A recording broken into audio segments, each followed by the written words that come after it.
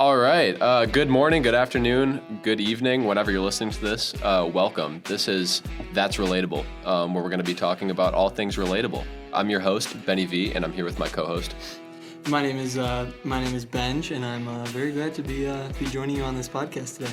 If you guys can ever think of a time in your life where you saw something or heard someone talk about something and you thought, that's relatable, that's going to be what we're talking about on this podcast. So, Benj, what are some things that you really relate to in life? You know, I actually have a list of the top 100 relatable things that I come across every single day, and we'll go through the top three there. The number one relatable thing I have is when I see in cartoons those cartoon characters running around and slipping on banana peels. When I see that, what goes through my mind is the name of this podcast, which is That's Relatable. That is so relatable. I slip on banana peels rather infrequently, but whenever I watch the cartoons, I always think about, what if that happened to me? Right. And that's relatable. Yeah, it is so relatable. So just to get us started here, I wanted to give you a little bit of inspiration for your day. If you're listening to this in the morning, you can use this as some fuel for the rest of your day. If you're listening to this in the evening, you can use it as some fuel for the next day. But here's what it is.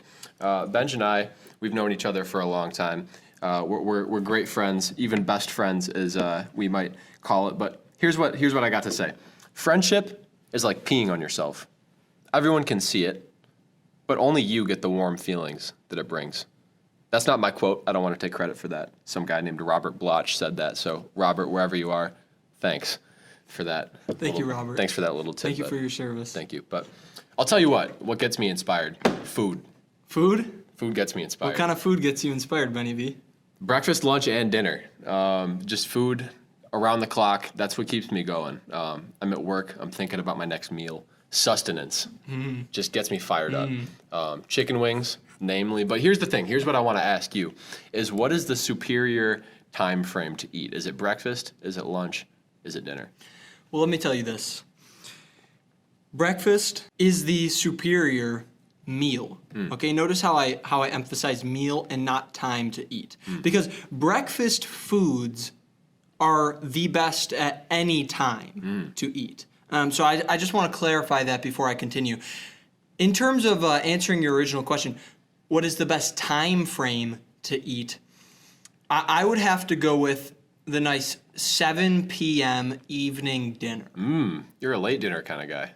I am a late dinner kind of guy, and that's because as a college student, some days I wake up and with no shame at 10 to 12 in the morning, and that calls for a late dinner. For late dinner. You know, I feel that. And I think you made a really keen point on the time frame in which breakfast is consumed.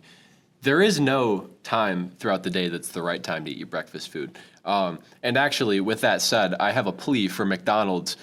Bring back all-day breakfast. Bring it back, McDonald's. Ronald, the people want to know, where did it go?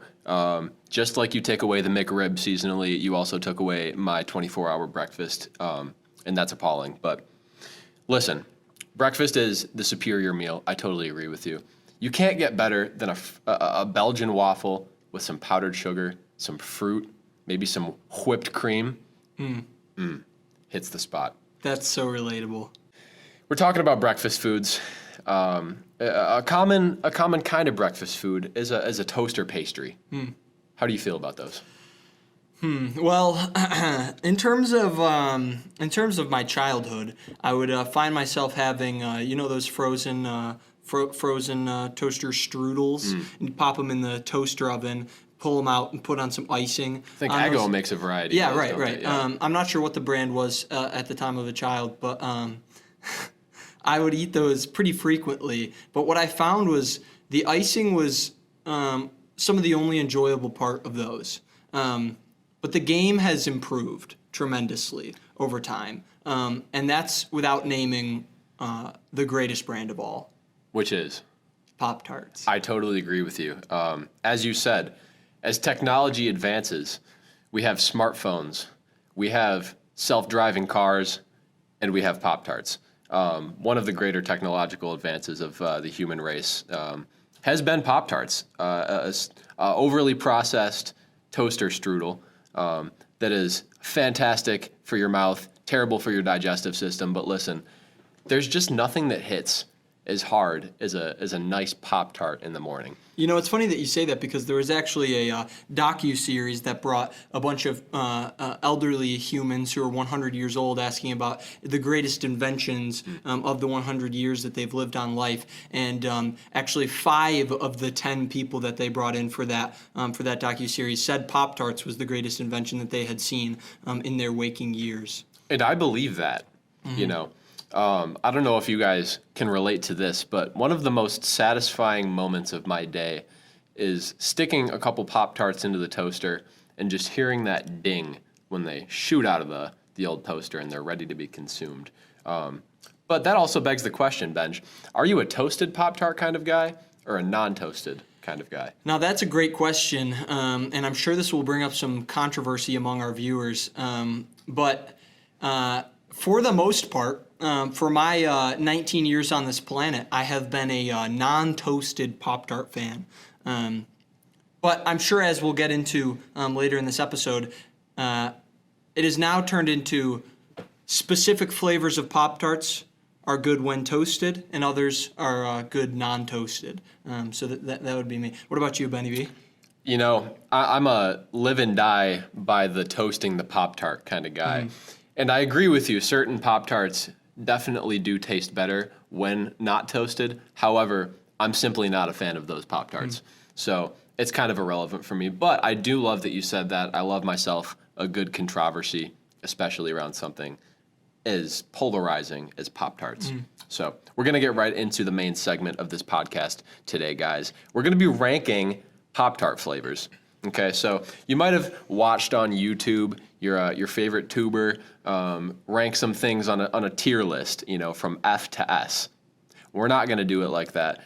It's going to be a lot more simple. We're just going to rate these on a scale from 1 to 10 and maybe provide a few adjectives that come to mind when these Pop-Tart flavors come up. So without further ado, we're going to get right into it, Benj. I'm going to give you the first Pop-Tart flavor. You're going to give me your thoughts. Scale of 1 to 10. Here we go. Frosted strawberry. Oh boy, we're starting off with a hot one. Let me tell you that, folks, because I know in the casual Pop-Tart conversations I have pretty much on the daily, strawberry is a polarizing one. Now, I am personally a huge fan of frosted strawberry. It has been a staple of my childhood and my upbringing. So you can't blame it on me if you're not a fan. Blame it on Sue Spies, the mother of me. But I will say, going with my my prior statement, frosted strawberry is a great flavor when not toasted. When not toasted. So I would give frosted strawberry a 7 out of 10 when not frosted, and a 2 when not toasted, and a 2 out of 10 when toasted. It's interesting that you said not frosted. I know that was an accident, but there actually is an unfrosted version of the strawberry Pop-Tart. I don't know if you knew that, but it's more of a traditional strudel kind of thing. I did not know that, Fun and fact. I am not glad you told me. I'm going to be honest with you. I also am not glad that it exists. To be honest with you, in my opinion, strawberry is one of my least favorite flavors. So I know that you are a big proponent of the fruit flavors, specifically strawberry. But if I'm going to be honest, guys, ever since I was a young lad, the strawberry flavor of Pop-Tarts makes me sad. In fact, I cry sometimes when I think about it. Simply put, I give strawberry Pop-Tarts a 3 out of 10, toasted or untoasted. However, it's probably the most palatable of the fruit flavors, I'll say that. But moving on. Next flavor is blueberry muffin Pop-Tart.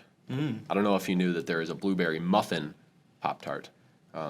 If you haven't had that one, maybe just rank the blueberry Pop-Tart. Now, I have not had the blueberry muffin. I have had blueberry. But out of all muffin flavors, blueberry has to be my favorite. When I go to Spot Coffee, that is my go-to order, is a blueberry muffin. Now, Spot Coffee has some pretty thick muffins, and so it's hard for me to finish those sometimes. So I can imagine that a blueberry muffin Pop-Tart would be fantastic, but I cannot do it justice by ranking it without having it.